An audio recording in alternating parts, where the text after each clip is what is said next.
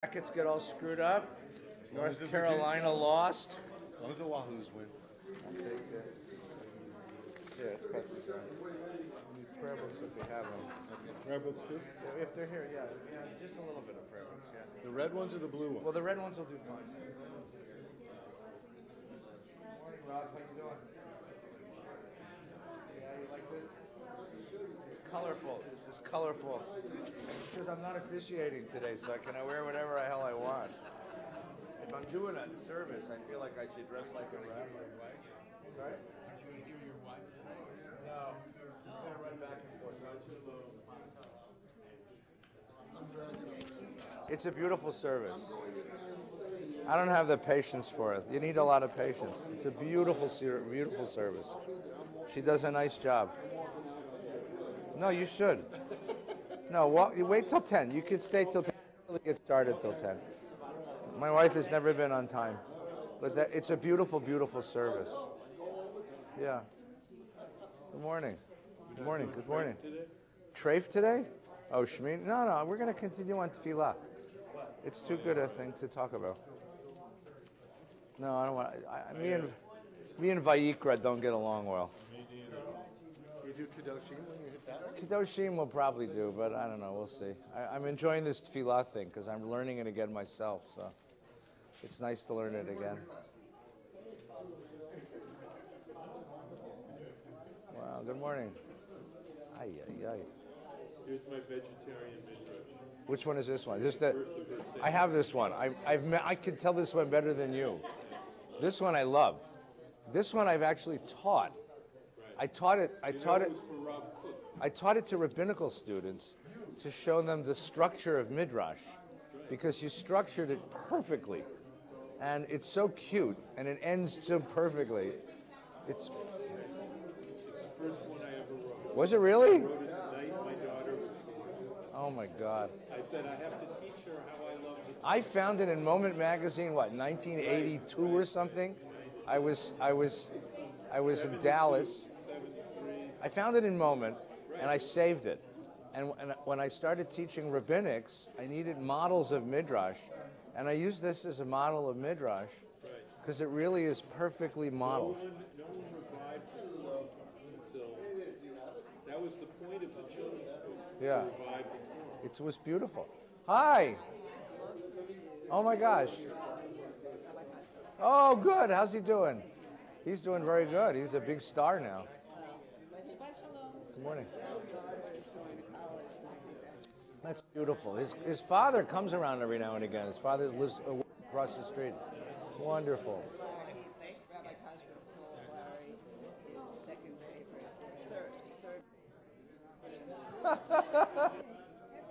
I hope you're feeling well. You doing okay? You look great. You look terrific. Oh my God. I miss you without the machine, that's all. Thank God. I mean, what a miracle. What a miracle. What a beautiful miracle. Welcome back. The sunshine is good for you. That's it. Oh, you poor kid.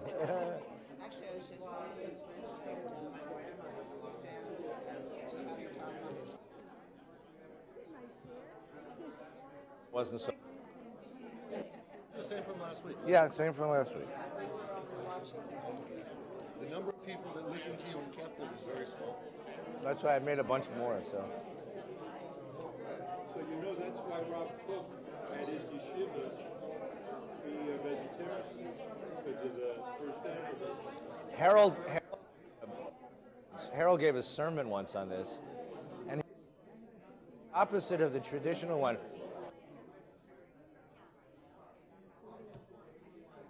Tools of this. It's a really lovely thing. It's like Mark Bittman being this Monday. It's the fundamental critique of consciousness. Say, look, okay, we want discipline in what we eat, but let's get serious here. Yeah. The thing you wrote, by the way, it came on my Facebook feed or someplace. The mother who asked about baptizing the kid, you wrote it. That was very nice. That was very, very nice. No, but it was very nice what you said. A kid has to be able to walk into a house of worship. I'm at home. So whatever place you choose, make sure the kid gets that. That's a beautiful thought. The story was a true story. The little kid comes up to Tommy Hartman and me after one of our lectures and says, my daddy is Catholic and my mommy is Jewish. They didn't raise me up to be anything. You know how I could get raised up to be something? Neil, Neil, is your mom okay? What happened? I don't know, it's actually. Is it a stroke? Maybe. Is she okay? Yeah. Is she in the hospital or is she home? No, she got home. All right. Thank you for asking. Would you do me a favor and keep us in touch? If there's something, I'll come to her. I love your mother, you know, and she's been through a tough time, so, you know, no, it's important. Someone came to me last night during shul and said this, and I was worried, and I didn't want to call you Shabbos, but so. Yeah, we got her out yesterday. All right, let me know, please. We'll figure it out. Give her my love, would you please? I'm in the middle of Deborah Lipstack's book on anti-Semitism. How is it? Is it any good? What do you think? I haven't read it. I saw the reviews. She's spectacular. Yes, I know. You should have gotten to talk about anti-Semitism. Yeah, I will.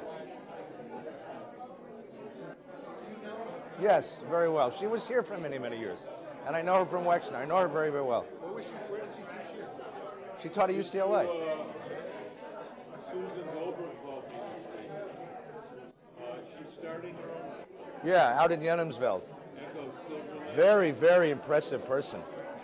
She's a very, very deep person. Very impressive. She, Go help her. Yeah. leader called me Yeah. because he was having a rebellion. All his Really? underlings, they were refusing to obey him.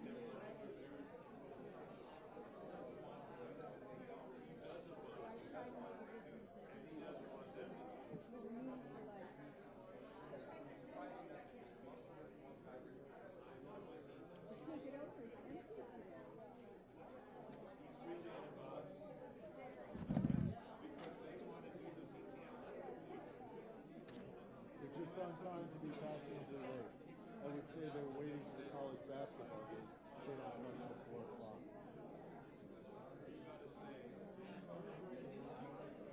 It is for me. My college is playing.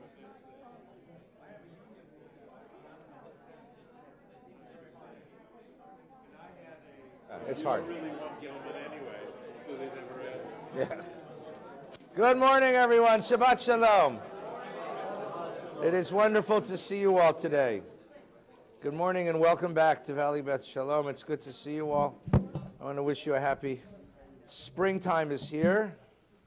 The And Dodgers ripped our hearts out last the night. Dodgers, Ripped our hearts out. yeah, Because we hired a Boston pitcher. yeah. That's the reason. Anyway, welcome back. It's good to see you. Shabbat Shalom. Hope everybody is well. Come on in. Anyone here a basketball fan? God has Duke on his. I have never seen a team win twice against Central Florida. Brian, welcome back. The guy just missed, like the shot was right. Anyway, never mind. It's crazy. Anyway, it's nice to see you all. Shabbat Shalom. Welcome back. Following our Torah study this morning, and we're certainly glad we have some guests coming home again. Welcome back and welcome home. And Brian, welcome home. So we're glad to have all back home with us. Following Torah study today, you're welcome to come daven. You have many opportunities. The Neshama Minyan is this morning. It's the beautiful musical, formerly women's minyan. Not for formerly women, but for women and men. Let me say that again. It's a women's minyan to which men are invited. That's how Nina puts it. So you're all invited to go. It starts at 9:30. You can stay here till around 10 because she'll forgive you for that. And if not, she'll blame me. So, David Mazel Tov on the new job. Congratulations. That's really great. His wife got a job. So, or you can go into the sanctuary. A beautiful kid, Esty Baruch's having her bat mitzvah this morning. Just wonderful kid. And then following that, there's lunch, and following that, there's Parsha study. The Parsha group is meeting, so you're all invited to that. This coming week, lots of opportunities to come back to the shul. On Tuesday night, Rabbi Gelman's series on the book of Psalms continues. It's in this room at 7 o'clock. It's free, and there's cookies. It's called, I didn't make this up, he did, Psalm Enchanted Evening. Last week we did the 23rd Psalm. It was wonderful learning. And this week it's the 131st Psalm. So find a Bible, preferably the JPS version, and find the Psalm. And Rabbi Gelman will be teaching. Yeah, Billy? I'll send them the song. Yeah, if you send Billy an email or look at, we'll put it on the website so that everybody can find it. Yeah, please. Rabbi, you can go on your phone and say Psalm 131, Hebrew Bible, and it'll You will really do that? My God. What's this? That's amazing. Yeah. And then on Thursday night, the IPF, which is Israel Policy, is it Wednesday or Thursday? The 11th. It's the 11th. What's the 11th? No, not the 11th. It's the 3rd. It's Wednesday night, the IPF, the Israel Policy Forum, is coming. The Israel Policy Forum is a very well-respected advocacy group for Israel. Pretty centrist, actually. And they're going to come, come on. They're going to come and talk about, sorry? Really? Mazel tov. Mazel tov. Go, go, go, go, go. Mazel tov, mazel tov, mazel tov. Yay. Mazel tov, mazel tov, mazel tov. Go, go, go. That's it. Good night. Thank you very much. Wow. It's his second grandchild's being born. Wow. Wow, wow, wow. Israel Policy Forum's coming Wednesday night to talk about the coming Israeli election. And they're a very, very good group. They'll be presenting an understanding of who's running, what the stakes are. Yesh lecha mashu. Hi. Oh no, what happened? Oh, I never. Oh God. I thought she was doing better. Yeah, I saw her. I know. All right, I'll yeah, take. when I'll you take. have a chance, nothing we can do now. Go ahead. When Go. you have a Go. chance. Go. Okay. All right. Vice Mayor. Okay. Ronnie Lever, his wife just passed away. So I'll take a just now. So I'll go. I'll call him after. We'll learn together, and then I'll call. It's okay. And then yes, his wife passed away. Next Shabbos. Next Shabbos, Rabbi Farkas is going to teach for me because my daughter's getting married and I have to be away. And thank you. And then the following week we're getting ready for Pesach, and on Thursday night we'll do a preparation for Pesach night. And anyone who wants to come and learn how to lead a better Seder, what are the secrets of the Seder, all the Pesach stuff we'll do in one night together. So please come. That's the 11th. So all these opportunities coming up, and then Pesach is the following week. So if you haven't started your Pesach shopping, unbelievable stuff available this year. So go take a look. Okay, that's all the learning this week. Stuff. Yeah. We've been looking at the prayer book together. Let's recount where we've come from. In the Bible, prayer was spontaneous and emotional. There were needs and words and feelings that people had, and they shared them with God through beautiful words. Communal worship was done through sacrifice. And communal worship was rule-based, organized, articulated. It was set up. It was a service. It was an organized service. And when the temple was destroyed in the year 70, the rabbis merged the two traditions. They took the prayers and they applied to them the structure of rules that had that formerly had worked for the sacrificial service, and created for us collective, communal, rule-based services. So the rabbis in the Mishnah already begin to reflect about, can you really do this? Because can you really take something and legislate people's feelings? Can you legislate reverence? Can you legislate wonder? Can you legislate celebration? And the rabbis debate this in Mishnah Brachot. But what they did was they created organized prayer. So there's a morning service, an afternoon, and an evening service. So within those services, there's an order of prayer. First you do this one, then you do this one, then you do this one. So that within the order of prayer, there's a certain melody that's used. And there's certain choreography that is applied. And there's a certain way that it has to be prayed. A seder tefillah, an order of prayer. highly articulated, highly rule-based order of prayer. Now, the good news is that means you can go anywhere in the world and pray in a synagogue.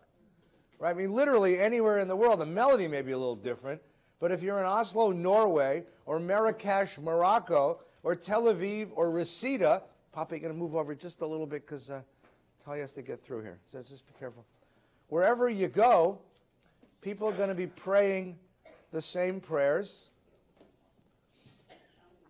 in the same order and more or less in the same melodies. There, of course. And you're going to stand up and sit down more or less in the same places. So there's a collective for the international Jewish community, a collective expression of prayer. And if you've ever had that experience, and to me it's always a wonder, I have to tell you, if I can just confess this, and please don't share it. Don't share it. It's always wonderful to me that people who don't come to shul here, except maybe high holidays and once in a while, when they go on vacation, they'll come back and they'll say, oh, we were in, fill in the blank, Sao Paulo, Buenos Aires, Marrakesh, Johannesburg, and we went to shul, you know? And I'll say, you know, like, you didn't have to go that far. Like, we're not that, like, and the parking's much better here, you know? And they're so proud that we were in Florence, Italy, we went to the synagogue, Rabbi. And I'm always so, that's beautiful. I mean, but there's this really, and it's a strange psychology when you have to explain this to me one day, you guys. Like, the psychology of people who don't come to shul in Encino, even though they live 4 blocks from the synagogue. But when they're in Florence, Italy, they make it a point to go to shul. And they'll say, you know, like, the whole service was in Italian except for the Shema. Say, well, of course, because that's what we do. Like, the service is in the language of the community. You see? And that sense, by the way, that if you are far away from home, that if you wander into a shul, you'll immediately feel at home. Because you'll hear the melody and you'll know the words. And you may not understand the rabbi's announcements, right? But you'll certainly get a sense that I'm at home again, right? That's what we get from an articulated tradition of prayer. Now, what order did the rabbis use? Especially, we're talking about the Shacharit service in particular. I suggested to you a couple of weeks ago that the order they imposed, very cleverly, what mimics the progress of the pilgrim, who's coming from the countryside, coming from the world, coming up to Jerusalem, coming up to the Temple Mount to make an offering in the Holy Temple of Jerusalem. So we come from the world, and we come to the temple as human beings living the natural life of human beings. And that's the opening sections of the service. Birkot HaShachar is the opening section of the service, which reflects on the experience of waking up in the morning, which all of us do.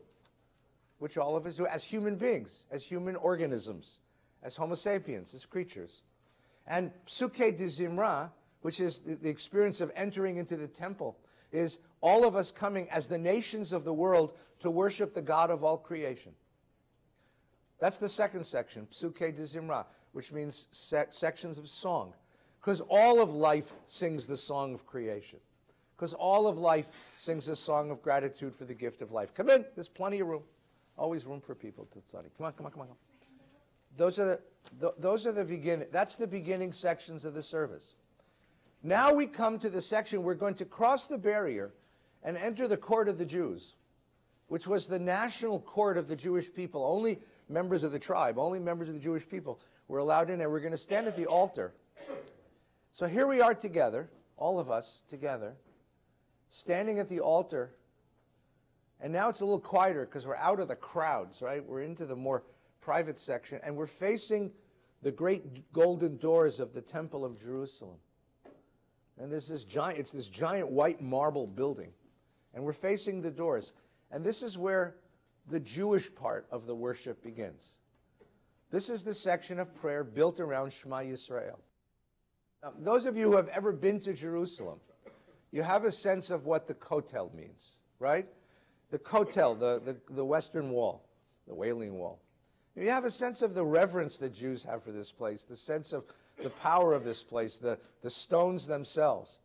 If you want to understand what the experience was like for a first century Jew to stand in front of the Beit HaMikdash, in front of the Holy Temple, just consider that the Kotel that we have now is not the temple. The kotel we have now is not a wall of the temple. The kotel we have now is the retaining wall to the hill on which the temple stood. You have some sense of that? Right? Now, my teacher, David Hartman, the great scholar, used to make fun of it all the time because he said, like, what makes that place any more holy? Right? It's a retaining wall, right? He says, but Jews have a sense of reverence for this place because the temple itself was a symbol. It was a living symbol of the intimacy of Israel and its God. And that really is what the Shema is all about. Imagine we're standing there, the altar is in front of us, and behind the altar is the great doors of the temple. And this is the moment at which we swear allegiance to the God of Israel. Shema Yisrael is a marriage proposal. It is a recovenanting. Every time we say those words, we are recovenanting, reattaching ourselves to the God of Israel. That's what this thing is. In the rabbinic tradition, it was called Kabbalat Ol Malchut Shamayim. Kabbalah means to accept upon yourself, and the word ol is a great word. The word ol is the yoke of an ox. Ol is you put it across your shoulders. Kabbalat Ol Malchut Shamayim, the yoke of God's kingship. No king rules me. No earthly, I mean, in a certain sense, dual loyalty is exactly right. I hate to say it. Because the traditional idea is that I am not ultimately loyal to any government. I am ultimately loyal only to God. Now, I have a commandment from my tradition that I have to obey the law and preserve the government of the place in which I live. So dual loyalty is anti-Semitic. But the truth is that the tradition in Kabbalat Ol Malchut Shamayim says that I accept upon myself the authority only of God. That's what defines me as a Jew. And that's what my ultimate responsibility is. And that's what Shema Yisrael means. And that's what Shema Yisrael means. At this moment of standing there next to the altar, in front of the Holy Temple, that's what Shema Yisrael represents. This moment of cementing my relationship, cementing my connection, a marriage proposal with the God of the universe. That's the God of Israel. That's where I am. Does that make some sense? That's what Shema is. That's what Shema is. So first, where did it come from? Shema Yisrael is a verse of the Bible. It's Deuteronomy chapter 6, verse 4. It's Moses telling the people of Israel, Shema Yisrael, listen up, Jews, which we're not really good at. Adonai Eloheinu, Adonai, the God of Abraham, Isaac, is our God, is the only divinity we recognize. Adonai Echad, God is one. Now, it says in the next paragraph, Ve'ahavta et Adonai Elohecha, you will love the Lord your God. That's why it's marriage. And then it says you'll keep these words and you recite them morning and night. So the Torah tells you already, but it's not exactly clear. The Midrash, by the time of the rabbis, this had already become a very firm tradition. Why this verse particularly, and why it's recited the way it's recited. So if you have my worksheet, ever have my worksheet? Just first of all, realize that there are 4 other places in the book of Deuteronomy where the word Shema Yisrael occur. Just to show you this, just to understand that they chose this one, right?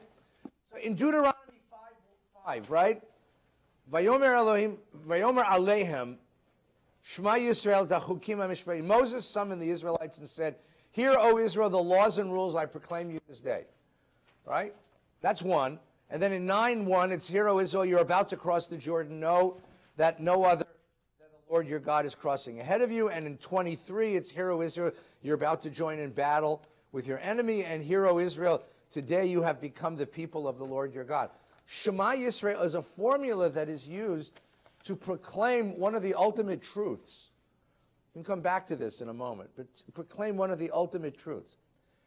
Somehow, by the 1st century, it was already recognized that this is the verse we're going to recite as our key pronunciation of faith, of connection to God. It's in the oldest papyrus that we have before the Dead Sea. The Dead Sea Scrolls are a little older, but there's a papyrus found in Egypt from the 2nd century. And already the Shema is listed there, just how we have it. Just how we have it. So in the Midrash, in the Talmud, which is third century CE, 200 to 300, the rabbis are already wondering, where did we get the Shema from? Now, if they're already asking that question, it means that it's already a custom, and they don't know where it came from. It's already been being done for several hundred years. And there's a wonderful tradition about where the Shema came from. So it's in Talmud Psachim. Everybody see this here? So in Talmud Psachim, Rabbi Shimon Bar Lakish, gives this following midrash, right? Jacob called upon his sons. So remember at the end of the book of Genesis, Jacob's about to die, and he's in Egypt, and his sons are now grown men with grandchildren and children of their own, right? So Jacob gathers all his sons and says, "Gather yourselves together that I may tell you that which may befall you at the end of days." Jacob wished to reveal to his sons the end of days, whereupon the Shekhinah departed from him. So he gathers his kids and he wants to tell them through his prophetic powers what's going to happen to them. But as soon as he gets the 12 kids around him, he suddenly can't see anything. His prophecy departs from him. And he wonders why that is. Right? So he says, perhaps, heaven forfend, there is one unfit among my children. And then he begins to imagine. My grandfather, Abraham, had 2 kids. Isaac remained loyal to God, and Ishmael became a wild man, right? My father, Isaac, had 2 kids. I remained loyal to God. Esau, my brother, God knows what happens to him, right? By that law of averages, if I have 12 kids, 6 of them are going to end up crazy, right? They're going to end up leaving the covenant. And that's why my gift of prophecy has left me. And Jacob begins to tremble in the other tellings of the Midrash. Jacob begins to, as he realizes that 6 of his sons are going to leave. Right? You understand? So, and the sons gather around him, and the sons proclaim to him, Shema Yisrael, listen up, Father Jacob. Israel talking to him, Adonai Eloheinu Adonai Echad.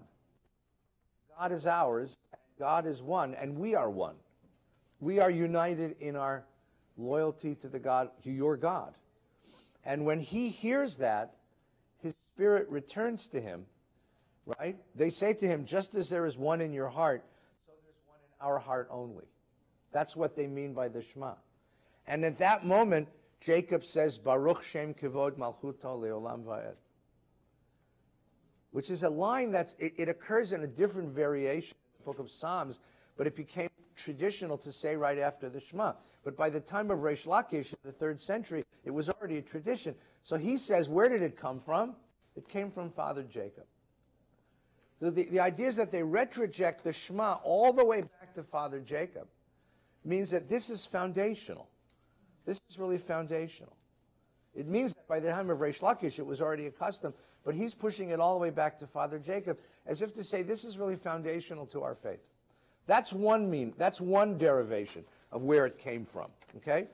A variation on that, or a different tradition, comes from Dvarim Rabbah, which is a 5th century midrash, which says, Shema Yisrael. Where did that come from?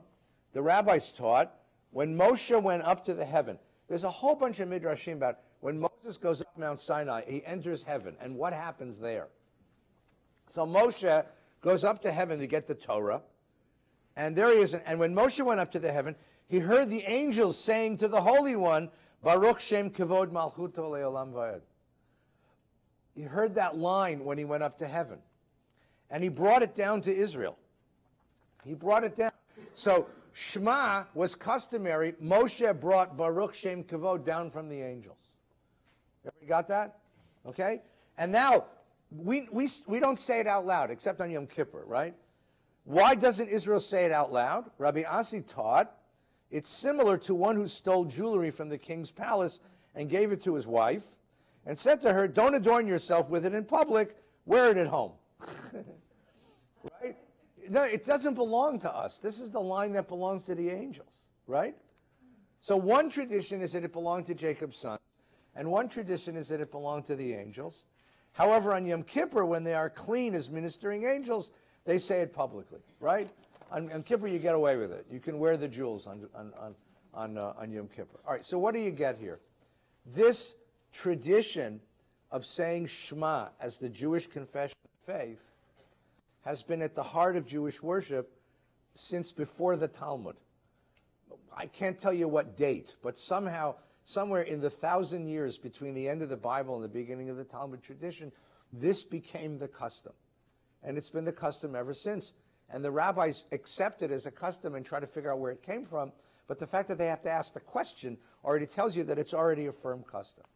Now, what does it mean? What does Shema Yisrael really mean?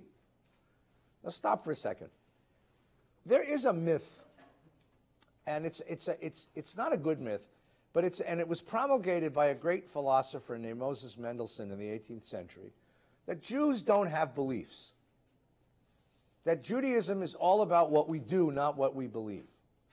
Now, he based this myth, I mean, he's not a myth maker. He based this myth on a very careful reading of the tradition.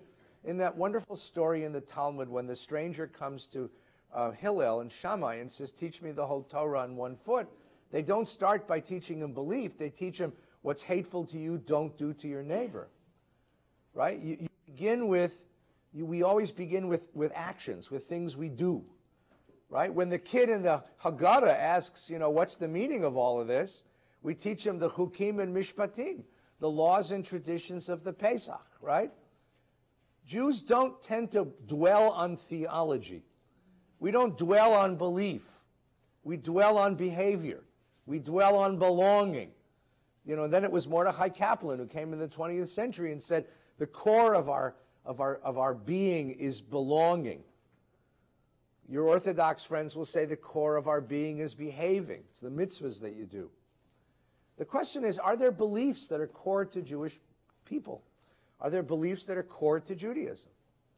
And what are those beliefs? And what does it mean to have a belief? The one who championed that idea was Moses Maimonides. For Maimonides, he was the one that came up with this sort of structure of beliefs. 13 ikarim, 13 principles of belief. Because for Maimonides, Judaism has to teach a truth. And if it isn't the truth, everything else is ancillary. Identity, community, behavior, all of that stuff is important, of course, but it all leads to a truth. What is the core truth? For that matter, for a minute, step away from the Jewish question and ask it as a personal question. Last week we did a little exercise. We went through the Shema backwards. And I ask you, what are your core truths? What's your core belief? And if somebody caught you in a moment of reflection and said, what's the truth of your life? What is the core belief for which you live and die? What is this? What is it that you hold on to? What is it that guides your belief, guides your truth, guides your life? What's your truth? What's your truth? Right? It's a very interesting kind of question. The Protestant philosopher Paul Tillich, offered the idea that every person has a God with a small g. And what he meant by that was that every person has what he called an object of ultimate concern. That which we pour all of our lives into. And whatever is your object of ultimate concern is your God. Right? So as I said last week, take V'ahavta and turn it upside down and backwards. V'ahavta et Adonai Elohecha b'chol levavcha v'chol nafshecha v'chol meodecha. What you love with all your heart and soul and might is your God. That's what Tillich said. Tillich assumed that people have such a thing. I'm not so sure. I have to tell you. I mean, over the course of my lifetime, I've discovered that people live pretty diffuse lives. And I'm not sure that we all have a truth. So the question of the Shema really is, what's your truth? For the Jewish people, this was the truth. This was the truth. That there is a God who runs the universe, and we're attached to that God, right, through the Torah. I mean, this is the truth that your ancestors lived for and died for. And the Shema was a reiteration of that truth said every day. As if to re-establish that centrality of that truth. Now, what the exact words mean It's interesting how many variations there are. So let's take a look at some variations on the meaning of the Shema. Okay, but first take a breath. Everybody take a breath. That was a little heavy to lay on you right there. Questions? Yes. Yes, Mark. This is really for Rabbi Gelman. Oy. When did the reform? You have a mic? Yes. Knock out I the. agree with you, and I don't agree with him. When did the reform knock out? Praise be His name, whose glorious kingdom is forever and ever. Where they say, I'm sorry, not knock it out. They say it every time they say the Shema. When did that become? Praise be His name, whose Baruch Shem glorious kingdom. Kavod. Reformed congregations say Baruch Shem Kavod out loud. Yeah. When? When did that start? In Germany? That began with Kaufman Kohler. Kaufman Kohler was a German rabbi, came to America, Right. lived in Philadelphia. Because it was a model on Protestant worship. The idea was that they stood for hymn singing, Protestants, and we would stand because this was our church, the Jewish church was Reformed Judaism. It was modeled that way. And so we thought that it was also a rebellion against the very issue that I'm sure you're about to bring up, though you haven't brought it up yet. Which is surprising to me, but I'm sure you will. And that is the fundamental split in the world's religions. And I speak as author of Religion for Dummies. There's a book called Religion for Dummies. he wrote, okay? That's what he meant. It's like Tune Your Volkswagen for Dummies. That's right. That series. The split in the world's religions between those religions that consider belonging through blood to be identity, and those religions like Hinduism and part of Judaism, and those religions that consider belief to be essential for membership in the religion, which is primarily Christianity and Islam, who took our Shema and translated it into the Shahada, which is the Muslim affirmation of belief. I believe that Allah is God and Muhammad is his prophet. If you say that and believe it, you are a Muslim. And the same was true for Christians about the Nicene Creed. So for years, I was Maimonidean, and I still am. And I believe what you believe, that how can you say you have a religion if there's nothing you believe?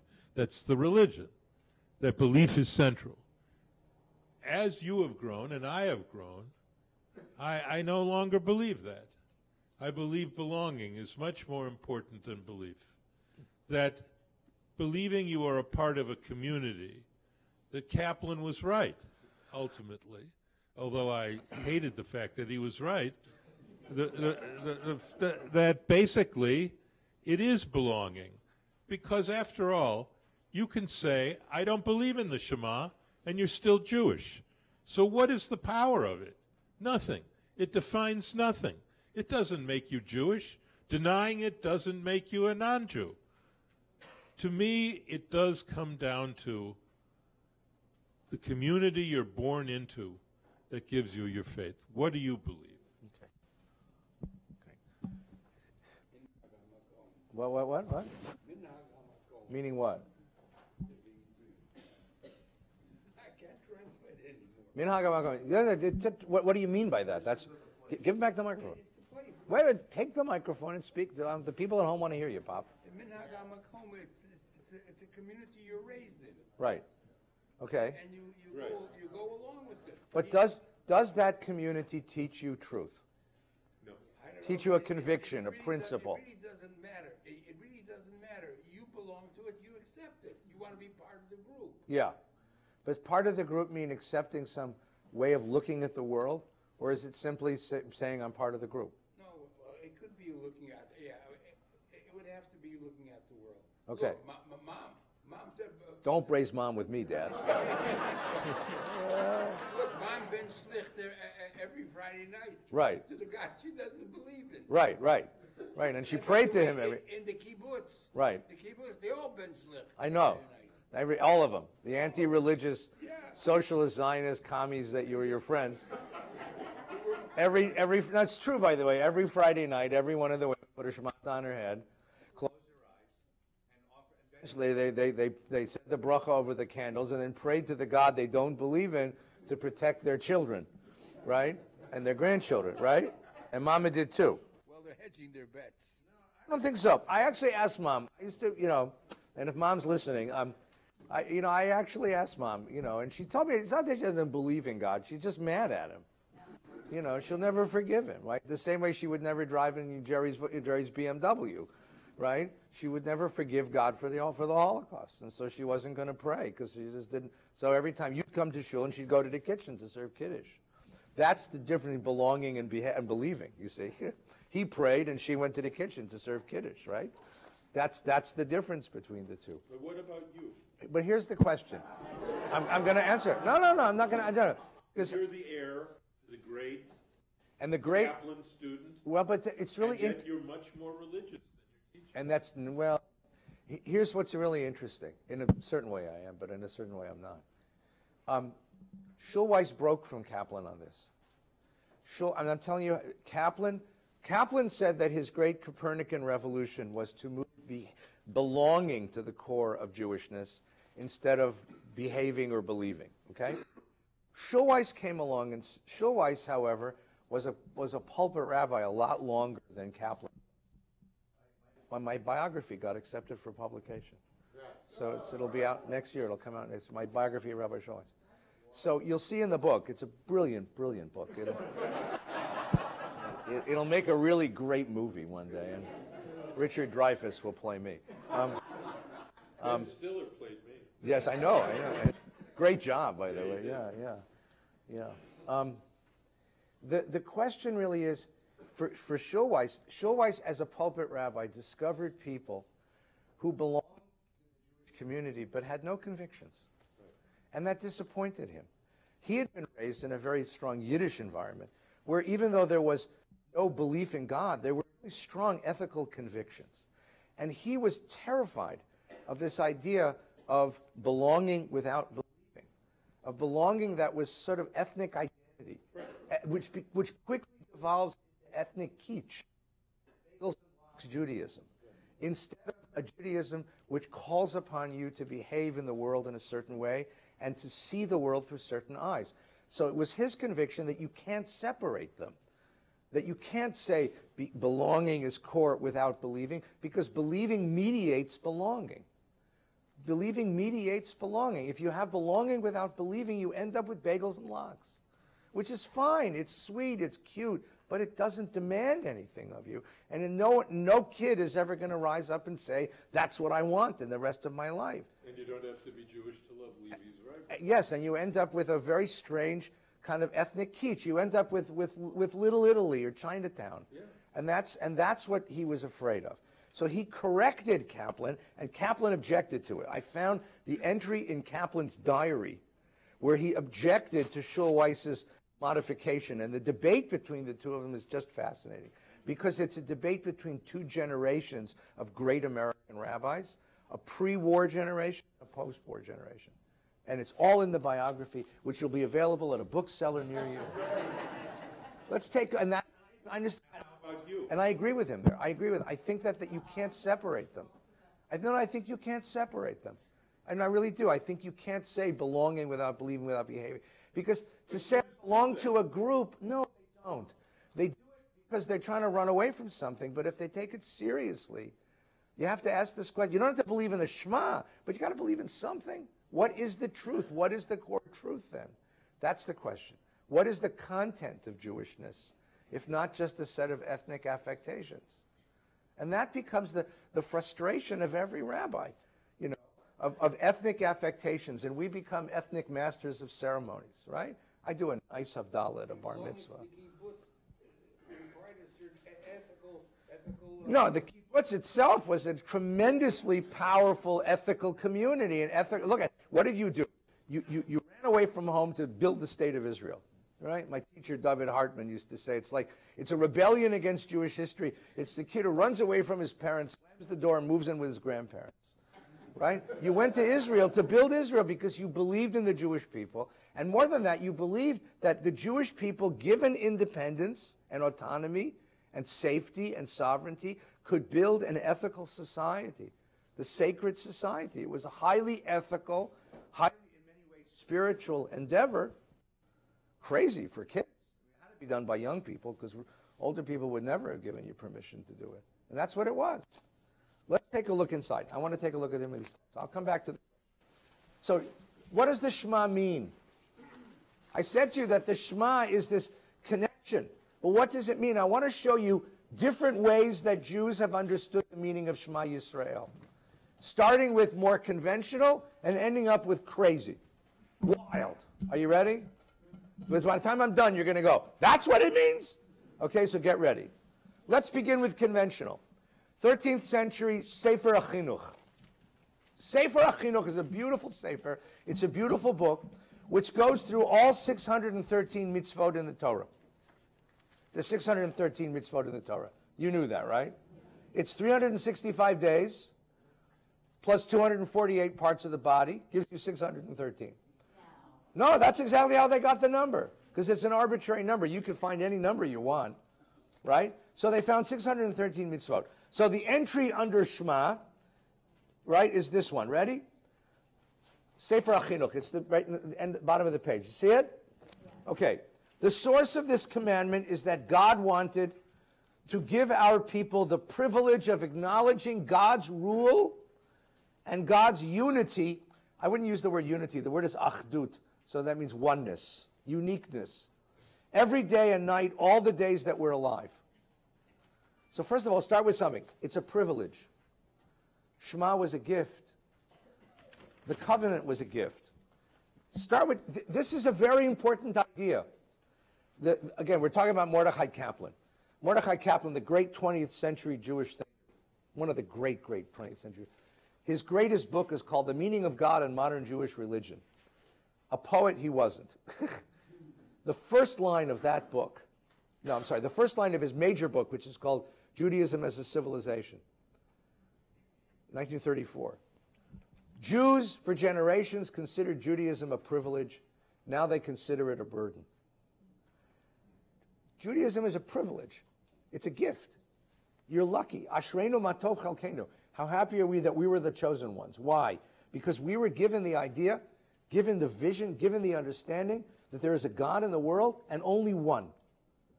And one. That's what he's talking about here.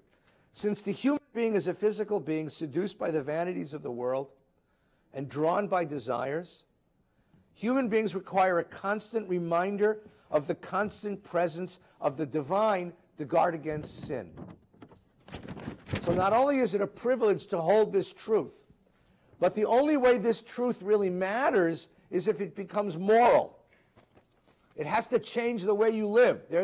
Believing becomes behaving. You see that? It guards against sin. Why does it guard against sin? Hence it was God's kindness to grant us this merit and command us to remember these two lines regularly and with great intention. The one at dawn, you have to say the Shema early and late, right? B'shach b'chav kumecha. When you get up and when you go to sleep. The one at dawn is to help for all of our actions during the day. And one keeps in mind that God's eyes are open upon all of one's ways and that all of one's steps are noted, that we cannot obscure anything from God and hide any thoughts. With this thought and the acknowledgement of one's mouth not be a protection the whole day? If you knew that you were being watched the whole day by a God of the universe who had expectations for you, you'll behave in a different way. You'll behave in a different way. That's what he's saying. So for the chinuch, for the guy who wrote, the Rav who wrote this book, this is a belief, but it's a belief that immediately leads to morality because it guards you against sin the whole day. Right? And the recitation at night will also be protection. The foundation of the commandment is protection against sin, not protection against burglary. Right? Not protection against earthquakes. That I can tell you. Not protection. That's not what it's for. If you put a mezuzah on your house because you think it's going to keep your house safe, let me tell you something. I lived through 71, I lived through 94, it ain't going to work. But if you put a mezuzah on your house because it reminds you when you walk into the house that the people in that house belong to you and it's your obligation to love them with all your heart, you'll behave in a different way. And when you walk out of the house, that you have a special privilege to behave in a certain manner in the world. That's what a mezuzah is for. That's what a mezuzah is for, right? The foundation of the commandment is the intention of the heart. So just to say it doesn't mean anything. It's got to seep in. Alivavecha. Get it into your heart. Get it into your mind. So if one does not have intention in one's heart, one does not fulfill the obligation. You can't do it perfunctorily. A person who does not remember anything a person doesn't remember anything unless one pays attention to it. And the rabbis require us, and here's an interesting minhag. You ever hear a religious Jew say the Shema? He goes, Shema Yisrael, Adonai Eloheinu, Adonai Echad. Now, why does he do that? Adonai Echad, you lengthen the word Echad and you emphasize the Daled, duh. Okay? Here's why. He says, the rabbis require us to lengthen the word Echad and to emphasize the letter Daled. Why? You crown God in heaven and in earth and in the four directions of the world. Daled is Aleph, Bet, Gimel, Daled, four. Daled means four, the four directions of the world. Echad, the whole world in one word, right? Meaning to say that you proclaim God's governance is over all, and there is nothing obscured from God, and the existence of all is through God's will. That's a nice minhag. That's a nice explanation of the minhag, of the custom. All right, so what's the chinuch's idea? The chinuch's idea is you say the Shema because it protects you from sin. Why does it protect you from sin? Because you remember that you live in a world with a God who's always watching, who notices all your actions. And there's nothing obscure, there's nothing hidden.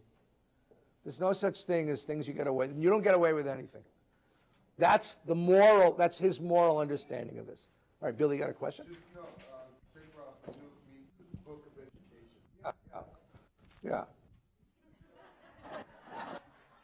It means book of education. But the wonderful thing is that in traditional Judaism, you name the rabbi for the book he writes. So the guy is called the Chinuch, because he wrote Sefer HaChinuch, so he's known as the Chinuch, right? So if you you become the name of the book, right? So Gelman's going to be God's big toe, right? Because that was it's a wonderful book, right? That's going to be, right? That's exactly how you do. Now, look at Rashi. Look at Rashi just above, okay? Rashi is really he's quoting a midrash from the rabbi. And this is a very interesting understanding of the Shema. Very different than what you'd expect, right? He says, Shema Yisrael, Adonai Eloheinu, Adonai Echad. God is one. Right? The Lord who is now our God is not the God of other peoples of the world. We have a special covenant with God, but not everybody else. Now, where is Rashi's living in France, and he's living during the First Crusade.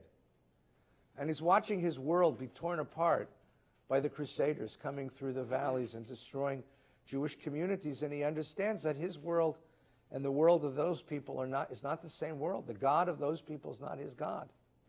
So what does it mean to say Adonai Echad?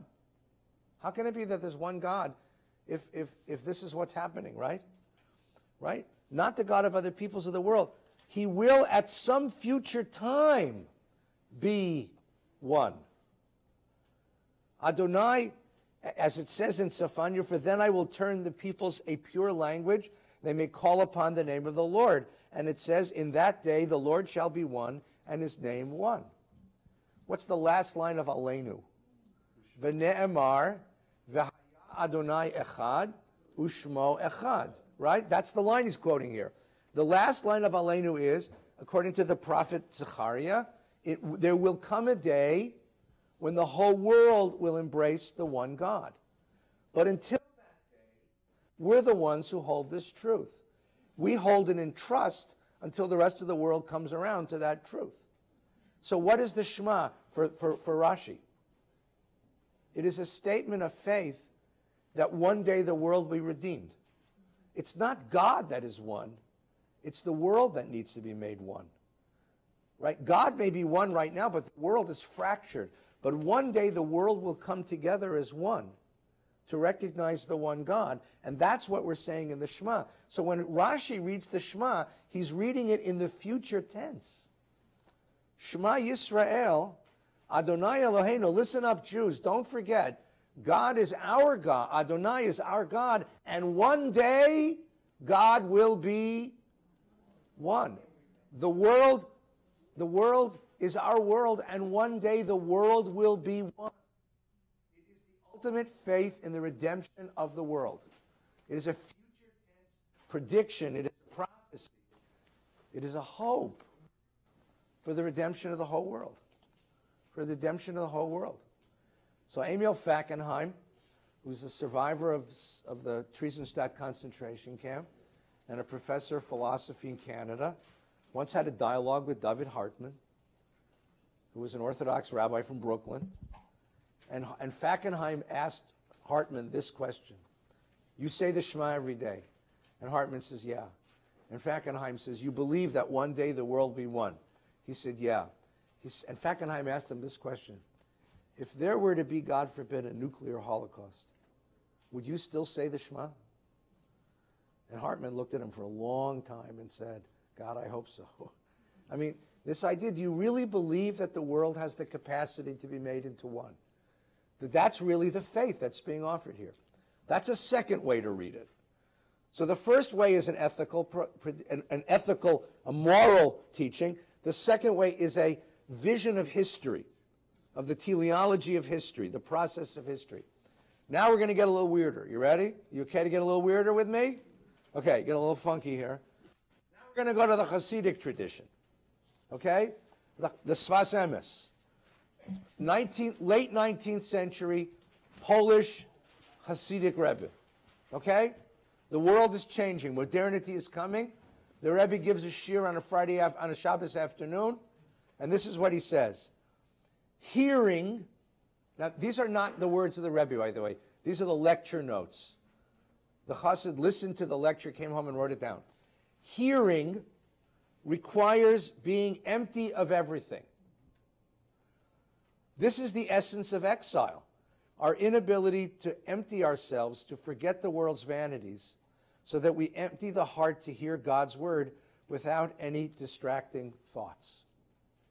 When I teach kids to say the Shema, I say, what's the first word? I say, Shema. What does Shema mean? Listen. Okay, great. What do you need to know how to do to listen? I said, what do you mean? I said, what's the first letter? It's shh. Right? You put a mezuzah on the door. Anybody have this experience? When I was first married and our kids were born, I would come home from work, and I realized that I was coming home from work, and I would go to the bathroom, and I'd sit in the bathroom for half an hour. It never occurred to me why I was doing this, but then it occurred to me why I was doing it. Because my work was a very, very intensive social work. I'm speaking with people, I'm working with people, I'm yelling at people, I'm talking with people, I'm helping people. And I come home and I need a little bit of buffer. And I come home and here's my poor wife, my dear, sweet, wonderful, loving wife, who's been at home with little babies all day long. And all she wanted to do was have some human contact. But the last thing I wanted in the world was another conversation, especially about her problems.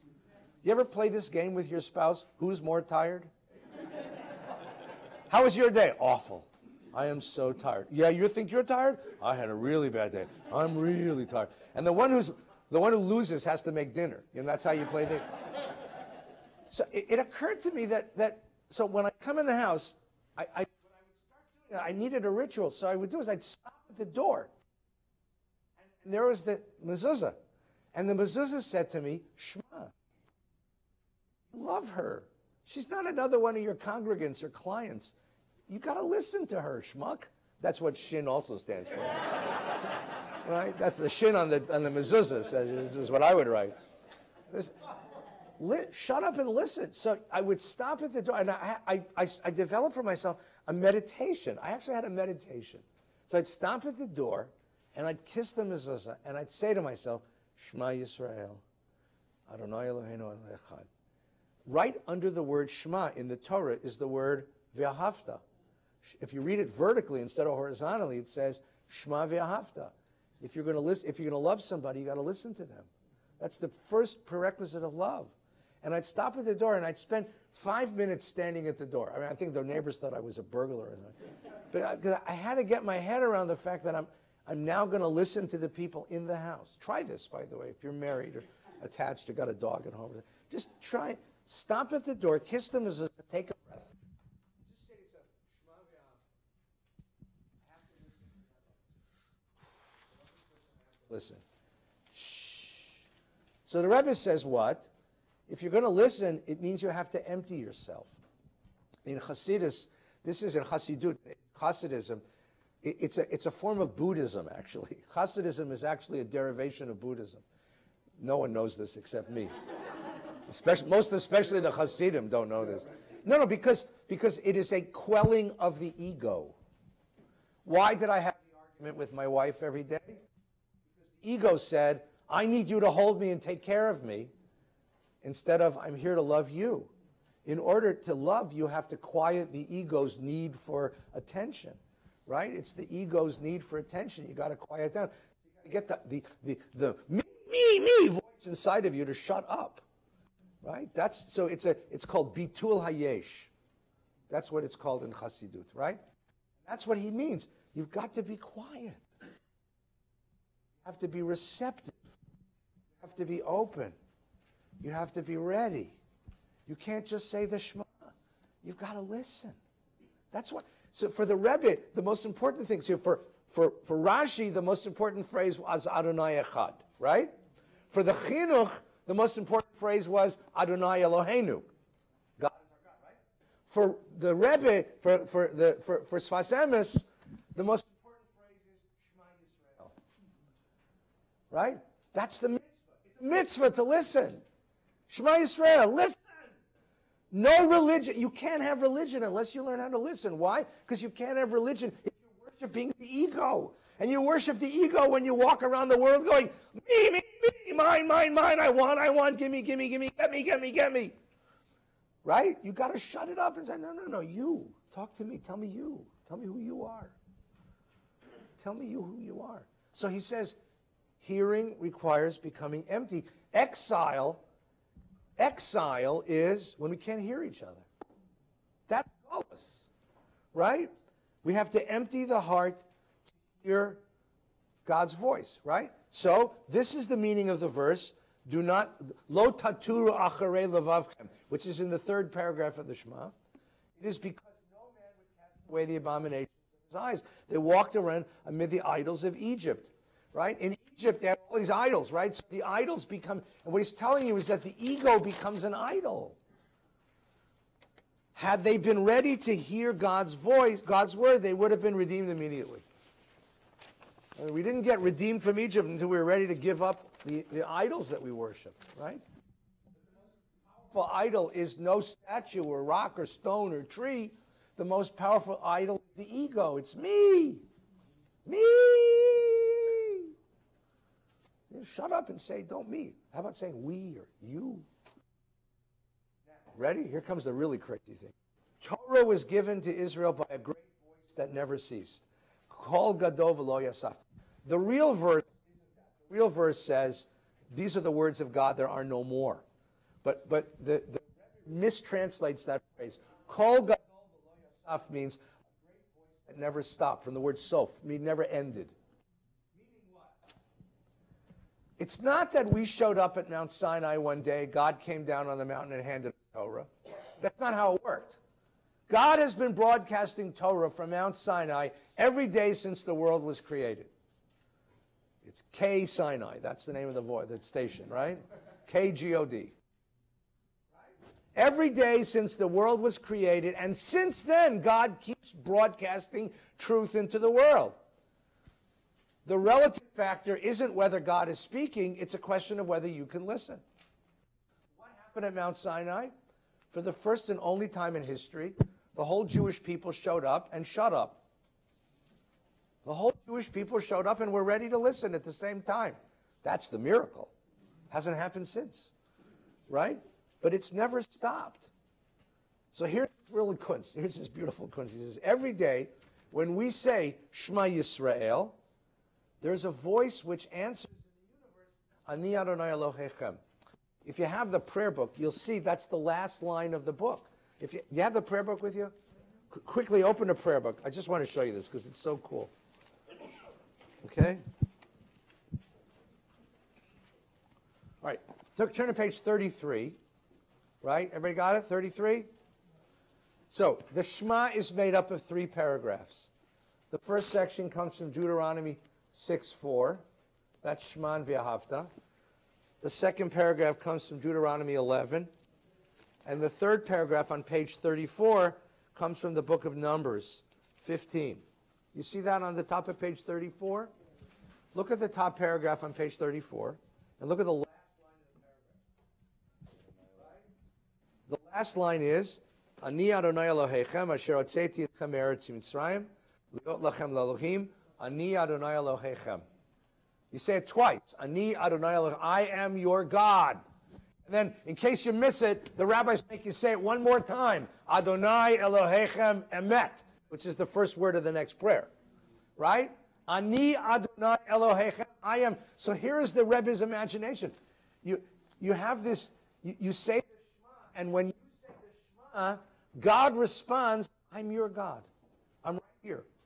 But this is really a very sweet and in many ways pointed critique at the way that some people pray. Right? He's critiquing the way people pray. There's this idea of this guy who's so full of himself. You know, he's so full of himself. And he's standing in shul, filled with all this piety, right? Covered with his tallis. And he's screaming at the top of his lungs, Shema Yisrael, Ad Hashem, Elokeinu, Ad Hashem. And God is right next to him going, I'm right here. Ani Adonai. You don't have to shout. I'm right here.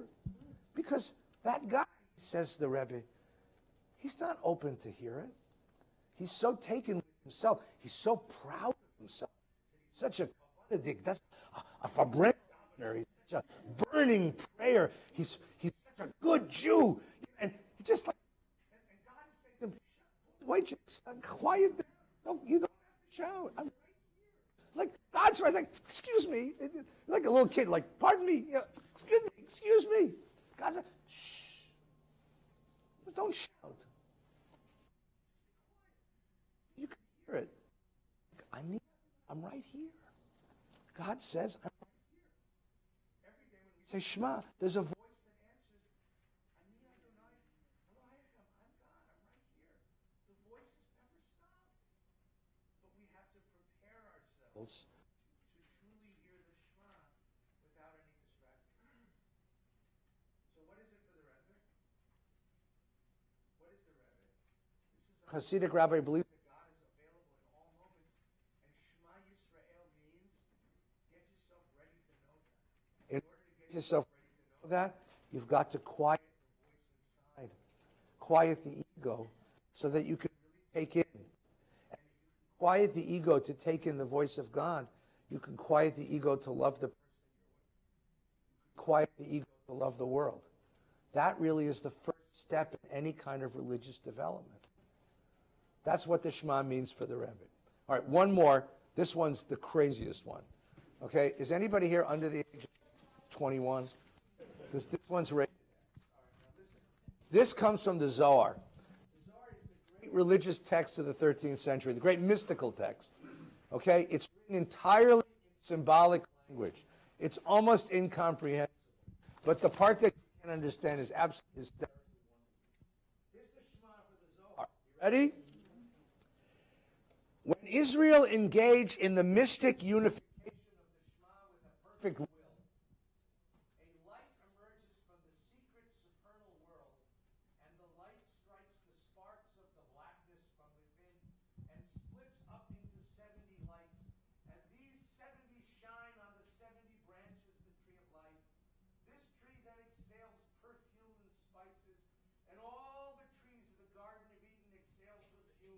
and praise their master.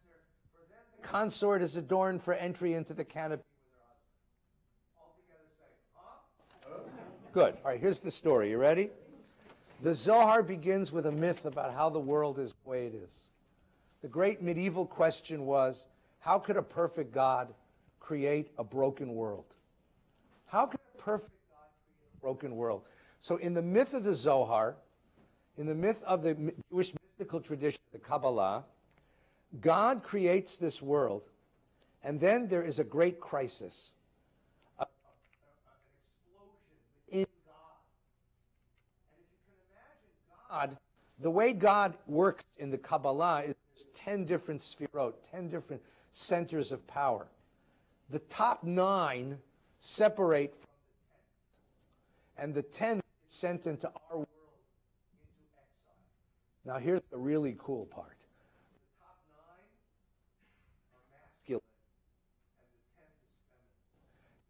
and the 10th is feminine. Because the 10th is Shekhinah, and Shekhinah is a feminine noun. So the myth that the Kabbalists told about the way the world got so messed up, the world got messed up because God got messed up. The world is broken because God is broken.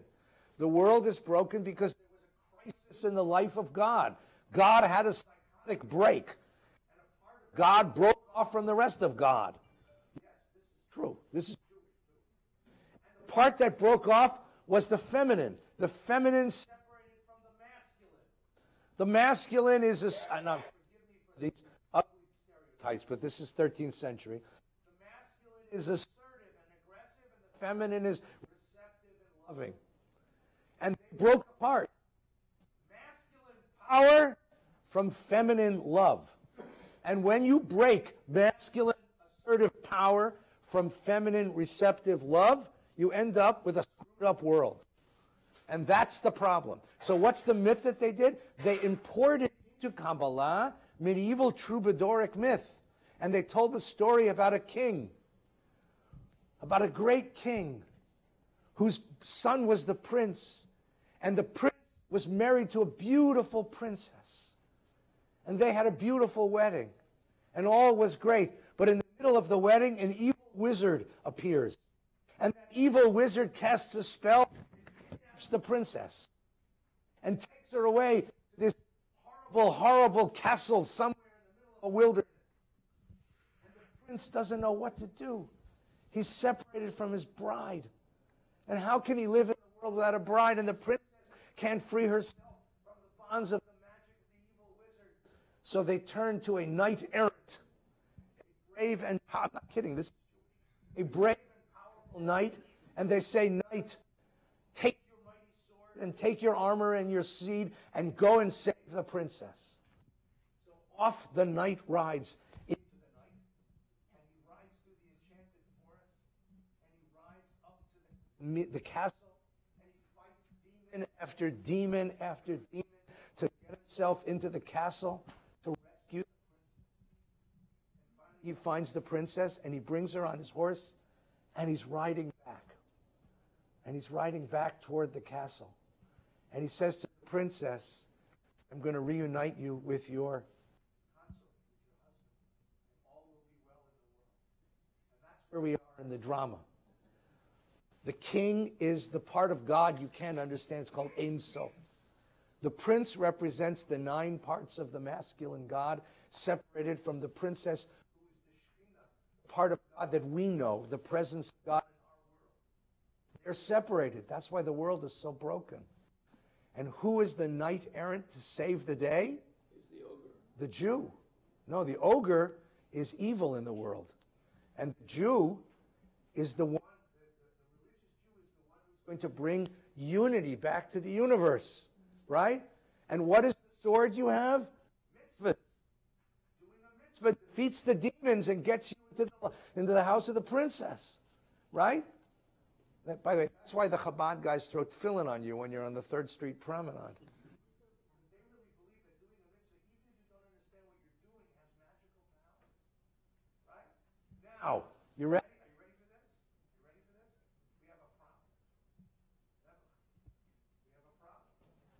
We're bringing the princess back to be with her. And by the way, when does the prince and the princess reunite?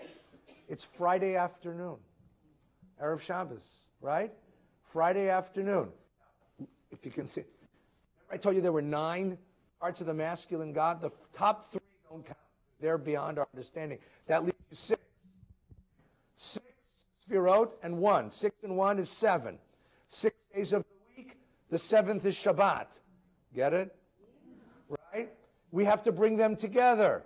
Right? Lecha dodi likrat kala penei Shabbat nikabala. Come, my beloved, and we'll reunite. Lecha dodi likrat kala penei Shabbat nikabla. We're going to bring them together.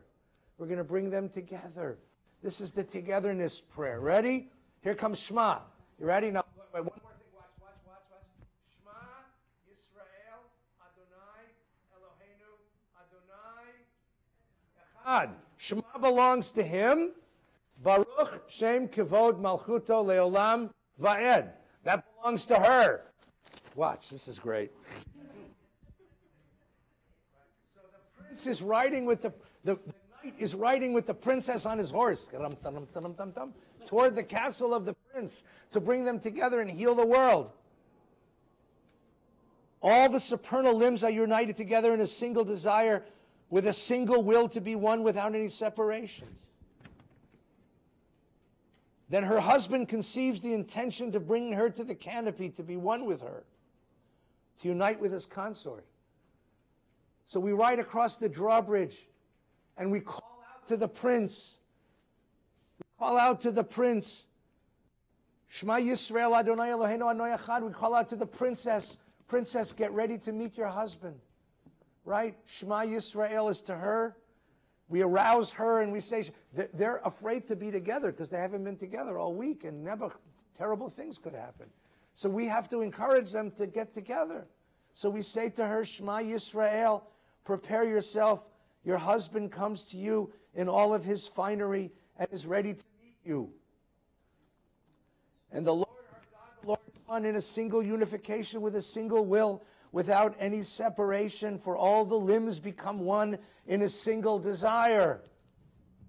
And Israel says, Adonai Echad. Arouse those 6 extremities and the 6 extremes, the 6 Sfirot. Anyway, which immediately become one and enter into a desire.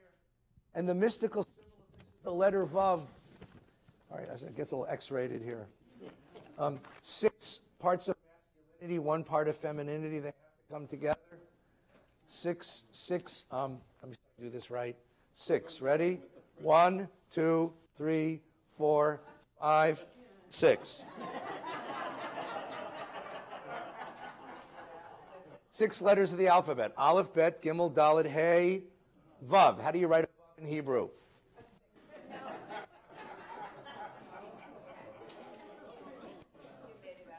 And I didn't make this up. It's right here in the Zohar.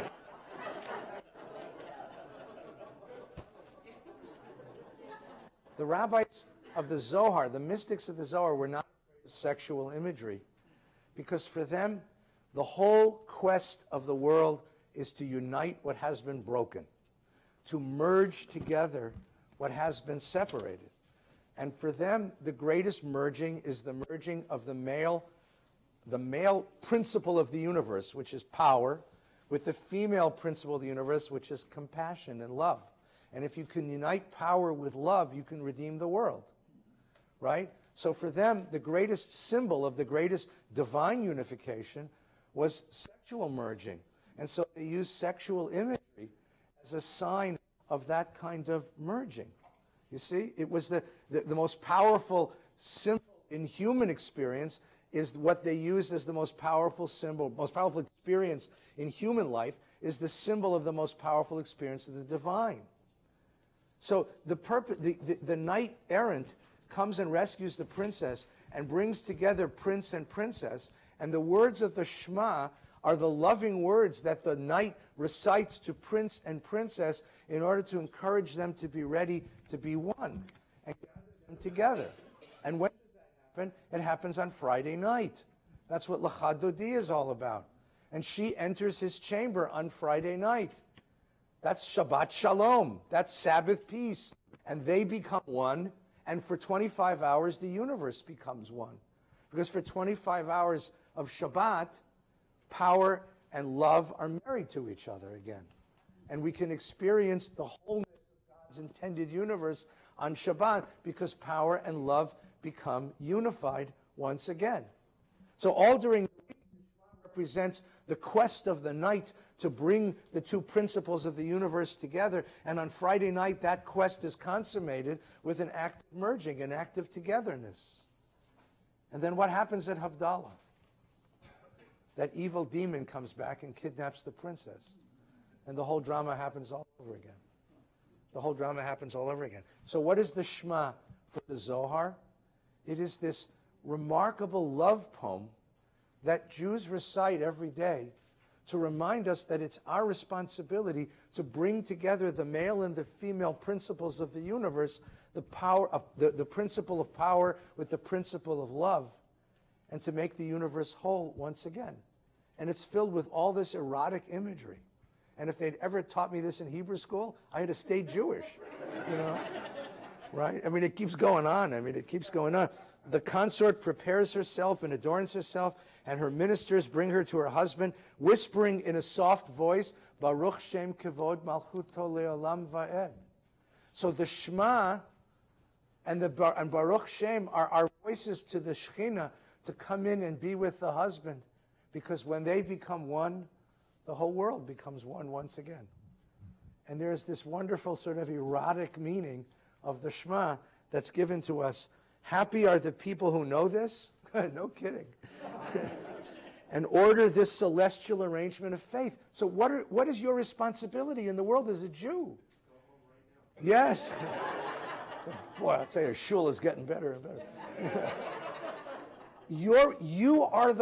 There's been a crisis an explosion, a crisis in the life of God, and you and I are the part of God. We are responsible for healing that part. We have enormous responsibility and enormous power to bring the parts of the broken world together. You see that? Happy are the people who know this and order this celestial arrangement of faith, when he is united above with the six extremities, and she is likewise united below with six extremities. So there is unity above and below, and the Lord shall be one and his name one. You'll never say the Shema again the same. I said, was it good for you? You know. So what happens is, the tradition chose the Shema to put at the very heart of Jewish prayer, because it is the single truth, the single proclamation of relationship between Israel and God. And then over the centuries, they continue to expand upon it in all these different ways, right? From the Chinuch's idea of this is an ethical treatise to make sure that we behave in the world with a sense of propriety, to Rashi's idea that this is my faith that the world, as broken as it seems, will one day be brought together, to the Rebbe's idea that this is the way that religion begins, with Shema, with making myself ready to listen and open to the other, to the Zohar's idea that this is divine love, this is divine romance, to bring the brokenness of the world in all of its capacities back together. These are all the different interpretations, and every generation then reinterpreted Shema to sort of meet the needs and the image of the world that it needed to hold on to at that moment. And this becomes the center. This is the central moment of faith in the tradition, to stand there in front of the doors of the Holy Temple and to say, this is all mine. Next week, we're going to enter the temple. Now, I got to tell you that in the real world, you couldn't have done this unless you were a Kohen. We're going to enter the temple. Only the Kohen was allowed to enter the temple. Kohen was the priest. And then, once we enter the outer doors of the temple, you're going to get into the inner temple, which only the Kohen, only the high priest on Yom Kippur was allowed to do. But the rabbis understood that it is not just we're doing this in a virtual sense, that we can all, and that is the Amidah prayer. The Amidah prayer is entering the temple And then third prayer of the Amidah, it's a multiple part prayer, is called Kedusha. That's the inner sanctum. That's the Holy of Holies. And we're actually going to spend a moment in there as well. And next week, Rabbi Farkas is going to be your guide to take you in there. So have a wonderful trip. See you next week.